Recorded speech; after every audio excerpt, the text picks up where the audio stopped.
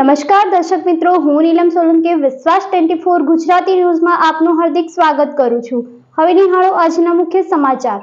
દાંતા તાલુકાના જીતપુર ગામે મધ્યાહન ભોજન સંચાલકમાં ખોટી ભરતીને લઈ રજૂઆત। ગ્રામજનોએ દાંતા મામલતદારને કરી રજૂઆત। સંચાલકમાં ગામની બહારની વ્યક્તિની પસંદગી કરી હોવાની રજૂઆત। દાંતા મામલતદારની કામગીરીની રજૂઆત કરી સંચાલકની ભરતી રદ કરવાની માંગ કરી। Bureau report Govind Thakor, Danta. Okay, શું નામ છે, શું શાના માટે આવ્યા છો તમે? સાહેબ, અમે જીતપુર ગામના વતની છીએ। અમે સંચાલક માટેની જે ભરતી પડતી એના માટે ફોર્મ ભર્યો હતો, બરાબર। એક તેમાં સ્થાનિક ઉમેદવારની જ જરૂર હતી। અમે સ્થાનિક 11 ફોર્મ ભર્યો, પણ આમાં રાજકારણ ઇન્વર્સક શું છે સાહેબ, જે જીતપુર એકમાં એક માણસ ફોર્મ ભર્યું અને એનું જ પાછું અમે બધો જ છો। અમારા વિધવા હતો, અપંગ હતો, નિરાધાર હતો। બરાબર, તો શું કર્યું એના માટે? એના માટે સાહેબ મામલતદાર કચેરીએ અરજી આપી। ઓકે, તમારું નામ શું? ચૌહાણ રમેશજી પુંજાજી। ઓકે, બોલો।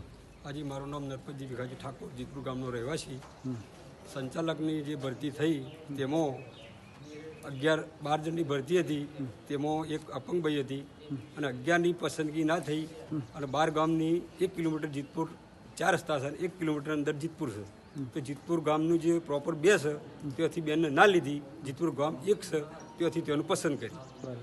આ માટે અમે મામલતદાર કચેરી આવ્યા હતા અને નાયબ મામલતદારને અરજી નિવેદન પત્રક કરેલ છે, તે છતાં અમને કોઈ એનો ખુલાસો નહીં મળે તો અમે હવે જીતપુર 4 રસ્તા અને જીતપુર ગામની શાળાનું લોક કરવાના છીએ। ક્યારે કરવાનો? કાલે, આવતીકાલે। આવતીકાલે।